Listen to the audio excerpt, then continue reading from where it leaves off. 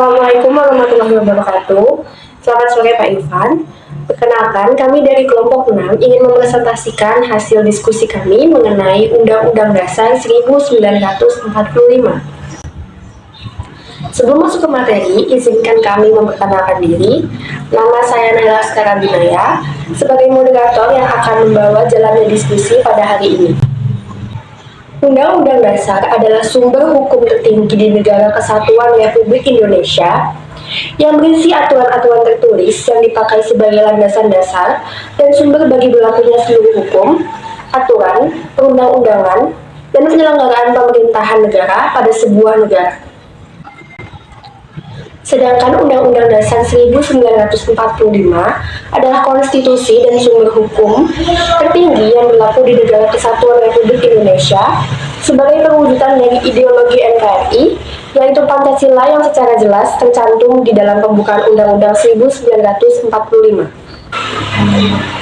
Setelah 3,5 abad menjajah Indonesia, pada tanggal 9 Maret 1942, pemerintah Hindia Belanda menyerah tanpa syarat kepada Jepang dan mulailah pendudukan Jepang di Indonesia. Namun hanya 3 tahun berselang, kondisi Jepang mulai terdesak oleh sekutu. Akibat dari hal tersebut, pemerintah Jepang berusaha menarik simpati bangsa Indonesia dengan memberikan janji kemerdekaan di kemudian hari. Janji kemerdekaan tersebut disampaikan oleh Perdana Menteri Jepang Koiso pada tanggal 7 September 1944 berdasarkan keputusan Teikokugikai atau Parlemen Jepang. Rencana pemberian kemerdekaan tersebut kemudian diwujudkan dengan dibentuknya Badan Penyelidik Usaha-Usaha Persiapan Kemerdekaan Indonesia atau yang dikenal dengan sebutan BPUPKI pada tanggal 29 April 1945. BPUPKI melaksanakan sidang pertamanya pada tanggal 29 Mei hingga 1 Juni 1945 di Gedung Cuosangiin, Jakarta. Dalam sidang pertama ini, BPUPKI membahas mengenai rancangan Undang-Undang Dasar. Setelah sidang pertama, diadakan masa reses selama lebih dari 1 bulan. Selama masa reses, Panitia 9 merumuskan naskah pembukaan atau preambule UUD yang juga dikenal dengan Mukadimah dengan istilah Piagam Jakarta pada 22 Juni 1945. Selanjutnya, sidang kedua BPUPKI dilaksanakan pada tanggal 10 hingga 17 Juli 1945. Pada sidang kedua ini, dibentuk Panitia Hukum Dasar yang bertugas membuat rancangan Undang-Undang Dasar. Panitia tersebut beranggotakan 19 orang yang diketuai oleh Soekarno. Panitia ini kemudian membentuk panitia kecil yang bertugas untuk membuat rumusan rancangan Undang-Undang Dasar dengan memperhatikan hasil-hasil pembahasan dalam sidang-sidang BPUPKI serta rapat-rapat hukum panitia dasar. Panitia kecil ini menyelesaikan pekerjaannya dan memberikan laporan tentang rancangan Undang-Undang Dasar kepada Panitia Hukum Dasar pada tanggal 13 Juli 1945. Setelah melalui beberapa kali sidang, pada tanggal 17 Juli 1945, BPUPKI menerima dan menyetujui rumusan dasar tersebut menjadi rancangan Undang-Undang Dasar. Setelah BPUPKI menyelesaikan tugas-tugasnya, pemerintah pendudukan Jepang kemudian membentuk PPKI atau Panitia Persiapan Kemerdekaan Indonesia yang bertugas untuk menyiapkan segala sesuatu tentang kemerdekaan. PPKI mengadakan sidang pertamanya pada tanggal 18 Agustus 1945. Dari hasil sidang tersebut, diputuskan bahwa rancangan Undang-Undang Dasar yang diajukan oleh BPUPKI adalah Undang-Undang Dasar Negara Republik Indonesia tahun 1945 yang berlaku efektif. Saya akan menjelaskan ciri dan fungsi UUD. Yang pertama, saya akan menjelaskan fungsi UUD: mengatur pemerintahan, melindungi hak asasi manusia, menjamin kepastian hukum, mengatur hubungan internasional, dan yang terakhir, mengatur perubahan.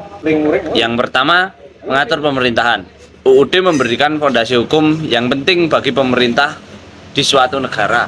UUD menetapkan batasan-batasan kekuasaan pemerintah dan melindungi hak warga negara, menjaga agar pemerintah berjalan sesuai dengan prinsip-prinsip demokrasi, keadilan, dan kebebasan. Yang kedua, melindungi hak asasi manusia. Undang-Undang Dasar menciptakan kerangka hukum yang melindungi hak asasi manusia, menjaga agar individu memiliki kebebasan dan perlindungan yang layak dari negara dan pihak-pihak lainnya. Yang ketiga yaitu menjamin kepastian hukum. Undang-Undang Dasar menciptakan dasar hukum yang kokoh dan dapat diandalkan, memberikan kepastian hukum kepada warga negara, pemerintah, dan pihak lain yang terkait. Dan yang keempat, mengatur hubungan internasional. Undang-Undang Dasar menciptakan kerangka hukum yang mengatur interaksi suatu negara dengan negara-negara lain di dunia. Hal ini memastikan bahwa hubungan internasional suatu negara berada dalam batas hukum yang sah, mengikuti prinsip-prinsip hukum internasional, serta mewakili kepentingan dan nilai-nilai nasional negara tersebut. Dan yang terakhir dari fungsi Undang-Undang Dasar yaitu mengatur perubahan. Undang-Undang Dasar menciptakan kerangka hukum yang memungkinkan perubahan yang diperlukan seiring dengan perkembangan masyarakat dan negara. Namun, proses perubahan harus dilakukan dengan hati-hati dan sesuai dengan prinsip-prinsip konstitusi agar kepastian hukum tetap terjaga. Sekarang saya akan membahas ciri-ciri UUD. Ada apa saja? Yaitu tertulis, stabilitas, menetapkan struktur pemerintahan, hak asasi manusia, dan dasar hukum. Yang pertama ada tertulis. Undang-Undang Dasar tertulis memberikan kerangka hukum yang kokoh dan jelas bagi suatu negara, menciptakan kestabilan, kepastian, dan struktur hukum yang diperlukan untuk pemerintahan yang efisien dan adil. Yang kedua ada stabilitas, yaitu undang-undang memberikan landasan hukum dan sosial yang stabil bagi suatu negara, menciptakan kepercayaan, prediktabilitas, dan ketenangan yang diperlukan untuk stabilitas jangka panjang. Dan yang ketiga ada menetapkan struktur pemerintahan. Undang-Undang Dasar menciptakan dasar hukum yang mengatur struktur pemerintahan suatu negara, memastikan bahwa kekuasaan dijalankan dengan cara yang terorganisir, adil, dan sesuai dengan kepentingan warga negara. Lalu yang keempat ada hak asasi manusia. Undang-Undang Dasar menciptakan dasar hukum yang kuat dan melindungi hak-hak asasi manusia individu, memberikan perlindungan terhadap penyalahgunaan kekuasaan, dan menciptakan masyarakat yang adil dan berkeadilan. Dan yang terakhir ada dasar hukum. Undang-Undang Dasar menjadi dasar hukum yang kuat dan mapan bagi suatu negara, memberikan kerangka kerja hukum yang mengatur pemerintahan, hak-hak warga negara, dan hubungan antara negara dan individu serta entitas hukum lainnya. Sekian dari saya, dan materi selanjutnya akan dibacakan oleh teman saya. UUD 1945 memiliki struktur sebagai berikut ini, yaitu 1. Preambule, bagian pendahuluan yang menjelaskan tujuan, cita-cita, dan nilai-nilai dasar negara Indonesia. Dan kedua ada batang tubuh, yaitu bagian ini mengatur hak dan kewajiban warga negara, struktur negara, lembaga-lembaga negara, dan berbagai aspek pemerintahan seperti kedaulatan rakyat, kekuasaan eksekutif, legislatif, dan yudikatif. Dua ada ketetapan MPR atau Majelis Permusyawaratan Rakyat. Bagian ini mengatur ketetapan MPR termasuk hal-hal seperti lambang negara, lagu kebangsaan negara, dan bahasa negara. Dan selanjutnya yang keempat ini ada amandemen. Bagian ini berisi ketentuan mengenai prosedur perubahan UUD 1945 seperti persyaratan jumlah suara dalam MPR yang diperlukan untuk mengubah UUD. Sekian dari saya. Demikian ya struktur UUD 1945. Dilanjutkan oleh teman-teman saya. Terima kasih. Kedudukan Undang-Undang Dasar tahun 1945. Menurut Undang-Undang Nomor 12 Tahun 2011 tentang Pembentukan Peraturan Perundang-undangan, UUD 1945 dalam kerangka tata urutan hierarki peraturan perundang-undangan di Indonesia menempati kedudukan yang paling tinggi. Adapun dua kedudukan Undang-Undang Dasar 1945 pada sistem hukum di Indonesia, yaitu sebagai hukum tertulis paling tinggi dan norma hukum tertinggi. Lembaga yang berwenang. Terdapat 3 lembaga yang berwenang dalam pembentukan Undang-Undang Dasar, yaitu legislatif, eksekutif, dan yudikatif. Legislatif adalah kewenangan untuk membentuk undang-undang. Di Indonesia, pemegang kekuasaan ini adalah MPR, DPR, dan DPD. Kemudian eksekutif, yaitu kewenangan untuk melaksanakan undang-undang. Pemegang kekuasaan ini adalah presiden, wakil presiden, dan kabinetnya. Kemudian yudikatif adalah kewenangan untuk mengadili apabila terjadi pelanggaran atas undang-undang. Tugas ini dipegang oleh Mahkamah Agung, Mahkamah Konstitusi, dan Komisi Yudisial. Kemudian alur pembentukan Undang-Undang Dasar berdasarkan perannya masing-masing. Yang pertama, penyusunan. Proses ini dimulai oleh lembaga legislatif, yaitu DPR. Pemerintah selaku lembaga eksekutif juga dapat memberikan masukan dan usulan kepada anggota DPR. Kemudian debat dan revisi. Rancangan undang-undang tersebut dibahas, direvisi, dan didebatkan di lembaga legislatif. Kemudian pengesahan. Setelah debat dan revisi, rancangan undang-undang harus disetujui oleh mayoritas anggota DPR. Presiden selaku pemegang kekuasaan eksekutif mengesahkan rancangan undang-undang yang telah disetujui. Kemudian pelanggaran undang-undang. Apabila terjadi sengketa atau dugaan pelanggaran dalam proses pembentukan Undang-Undang Dasar, Mahkamah Konstitusi atau yudikatif akan memeriksa keabsahan pembentukan undang-undang tersebut. Terima kasih. Sebelumnya, apa sih amandemen itu? Amandemen itu merujuk pada perubahan perundang-undangan negara atau konstitusional, yang mana tujuan dari perubahan amandemen ini untuk memperbaiki dan menyempurnakan aturan dalam dokumen resmi. Perubahan amandemen ini diharapkan melindungi hak asasi manusia, tujuan nasional, dan juga kesejahteraan masyarakat. Yang sejak ditetapkan pada tanggal 18 Agustus 1945, UUD 1945 ini telah mengalami 4 kali perubahan atau amandemen.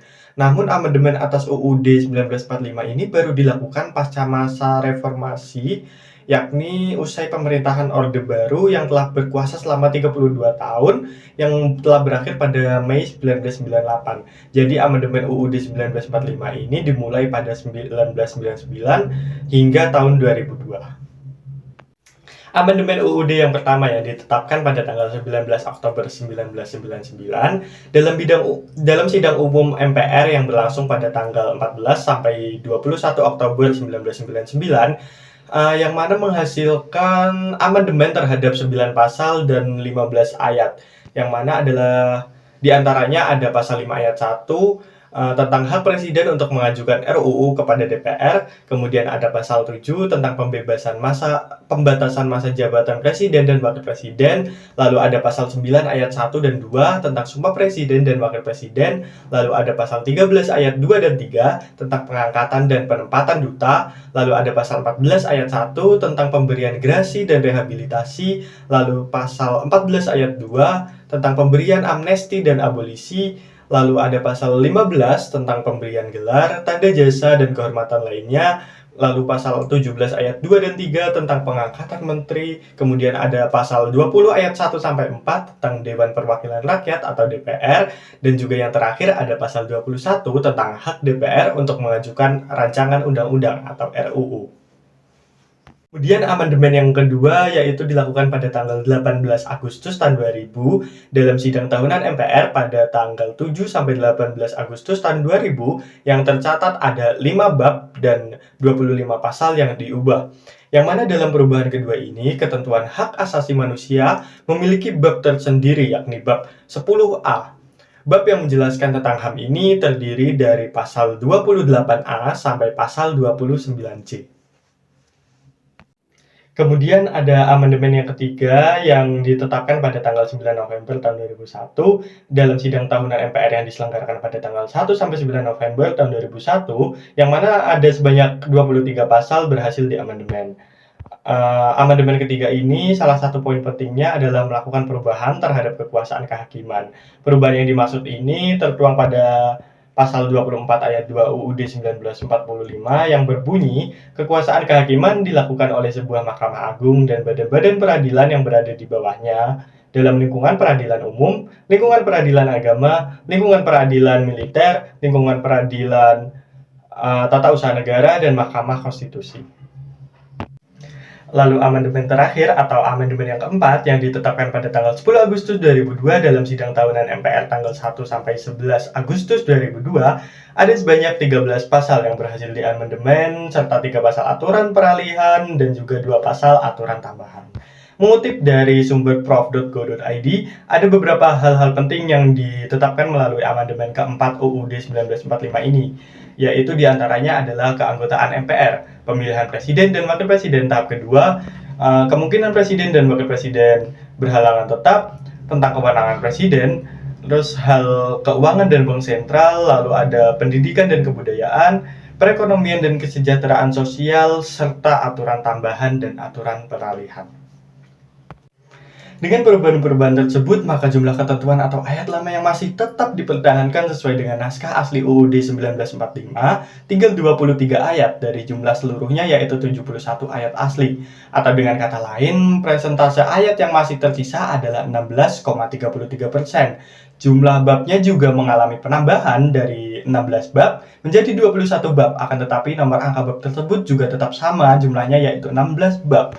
Karena penambahan bab ini dilakukan dengan cara menambahkan huruf A dan B setelah nomor angka. Jadi jumlah total pasal UUD 1945 hasil perubahan pertama sampai amandemen yang keempat itu adalah 75 pasal.